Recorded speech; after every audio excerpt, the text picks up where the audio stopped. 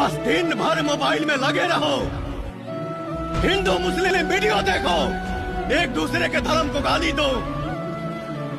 टाटा खत्म, खेल खत्म, खेल खत्म बेटा। बस यही जिंदगी बन गई है हमारी। अरे कब तक चलेगा ये सब?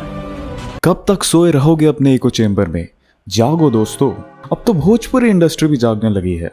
हाय गाइस, यहाँ इंटरनेट के उस इको चेंबर की बात हो रही है जहाँ फिरंगियों से गलती से वैलिडेशन मिलने को तुम एक त्योहार की तरह सेलिब्रेट करते हो। Oh my God, I love chicken tikka masala. हाँ, इंडिया बोला, लव बोला, पापा दहेज डबल कर दो। यहाँ तुम्हें एक अलग ही इंडिया दिखता है जहाँ लोग नॉर्मली नहीं जीते, जहाँ बाहर वाले जंगल सफारी पे आते हैं अद्भुत जीव जंतुओं को ढूंढने के लिए। यही है वो इच्छाधारी नाग अजय गौतम, जिनसे रात के 12 बजे इच्छाधारी नागिन आज भी मिलने आती। ये देखिए, एकदम आप देख पाएंगे बिल्कुल सेम टू सेम नाग की तरह इनका चेहरा। जहाँ लोग वुमेन एम्पावरमेंट के नाम पर लड़कियों को भिंडी बोलने को नॉर्मलाइज करते हैं, नहीं ये वाला नहीं, जहाँ लोग हमेशा गंदगी फैलाते हैं या कुछ नया सेलिब्रेट कर रहे होते हैं।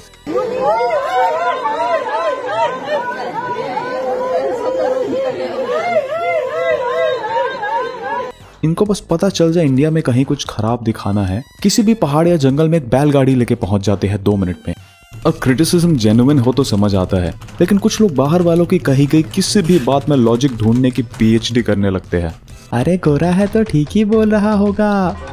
फ्लड इज द हिमालय पर्वत is a very rainfall and this is the China. Algorithms अपना काम इतने अच्छे से करते हैं कि तुम्हें पता भी नहीं होता कि तुम एक एंटी इंडिया डिजिटल बबल में हो, और ये धीरे धीरे बड़ा होते जाता है और एक नई रियलिटी बन जाता है।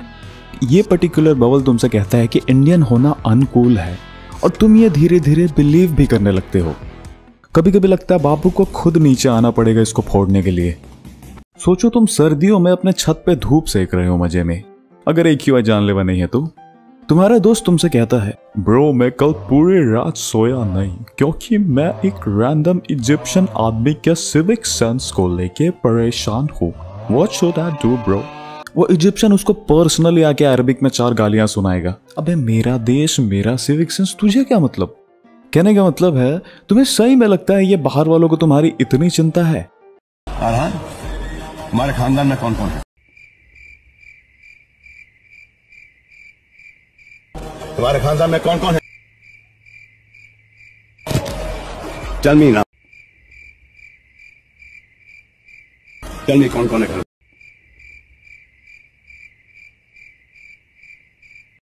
Family sir. देखो, इनको एक बीमारी होती है जिसको कहते हैं मेन कैरेक्टर सिंड्रोम, जिसमें तुम्हें लगता है कैमरा हमेशा तुम्हारे ऊपर होता है और लोग तुम्हारे ओपिनियन के लिए पगलाए हुए हैं। इसीलिए इनको रियलिटी का स्वाद देना जरूरी होता है। ये ऐसे दिखाते हैं जैसे इंडिया में जादू टोना और हाथी के अलावा कुछ है ही नहीं, और इनका कमेंट सेक्शन खोलते ही तुम्हें हमारे अपने चाटू लोग दिख जाएंगे। Bro please validate my Indianness please please. और बाकी लोगों को लगता है इनको गाली देके कोप करने से सब बदल जाएगा। कोप मत करो, होप रखो और सोल्यूशन निकालो। ये प्रॉब्लम है इमेज की, परसेप्शन की। इंडिया भी कूल है, तुम्हें बस अपना अनकूल लेंस उतारने की जरूरत है। वेस्टर्न मीडिया हमेशा से इंडिया को एक अंडर डेवलप्ड पिछड़ा देश दिखाता आया है, क्योंकि उनका फायदा इसी में है। ये तुम उनकी news, movies, pop culture, ideologies हर जगह देख सकते हो। एक एवरेज इंडियन उनके पॉप कल्चर प्रोडक्ट्स को बिना दिमाग के कंज्यूम करेगा तो ऑब्वियसली उसका पेट खराब होगा, और फिर वो जो भी निकालेगा वो इंडिया के PR को खराब करने का एक टूल होगा। You said Indians don't have skibidi reels. Watch this.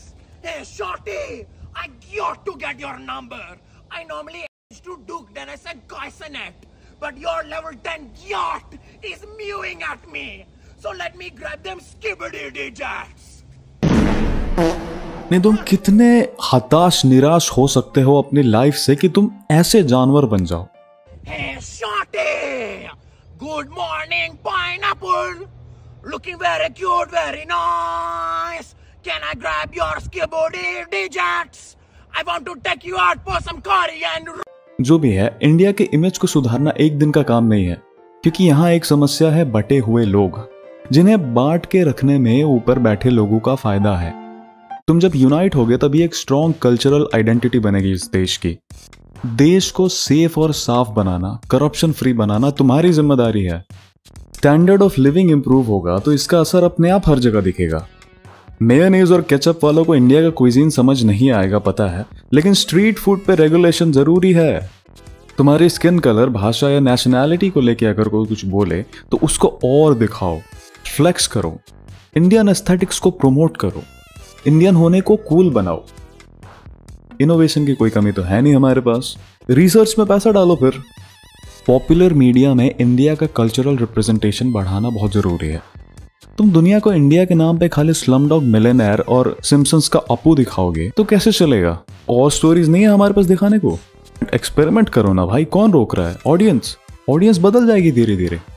तुम मूवीज ले लो, ग्लोबल म्यूजिक ले लो, कहाँ है इंडिया का अच्छा रिप्रेजेंटेशन?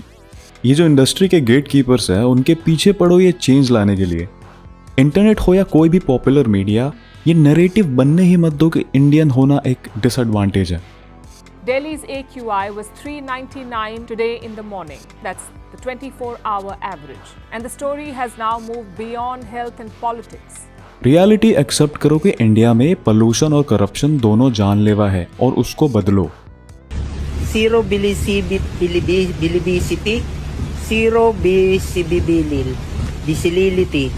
टूरिज्म इंप्रूव करो देश का, यूथ का पार्टिसिपेशन बढ़ाओ गवर्नमेंट में।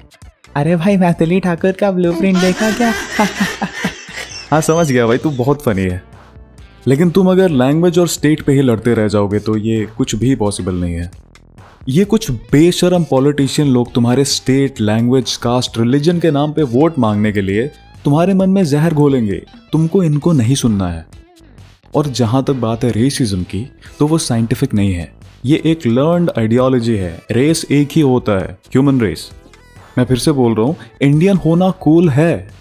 इस नैरेटिव को शेप देने के लिए तुम्हें पहले रियलिटी में जी के बदलाव लाना होगा। कोप से अच्छा होप होता है। अगर तुम्हारे पास कोई आइडिया है जिससे इंडिया के सॉफ्ट पावर को इंप्रूव कर सकते हैं तो लिखो नीचे या सोशल मीडिया पे हमें टैग करके। टैग करो गवर्नमेंट को या जो भी रिस्पॉन्सिबल है उसको। तुम्हारे पास कोई स्किल या टैलेंट है तो दिखाओ ना भाई उसको, अगले जन्म में थोड़े ना करो ये सब। और यहाँ बात ब्लाइंड नेशनलिज्म की नहीं है, खुद के लिए तो करो यार। एक्सप्लोर करो अपने पोटेंशियल को। काफी मोटिवेशन हो गया। कहने का मतलब है अपने देश के फ्यूचर को लेकर तुम एंथुसियास्टिक नहीं होगे तो कौन होगा। आज के लिए इतना ही मित्रों। कोई भी आइडिया या स्टोरी हो तो इंस्टाग्राम या ईमेल पे भेजो। मिलते हैं अगले वीडियो में।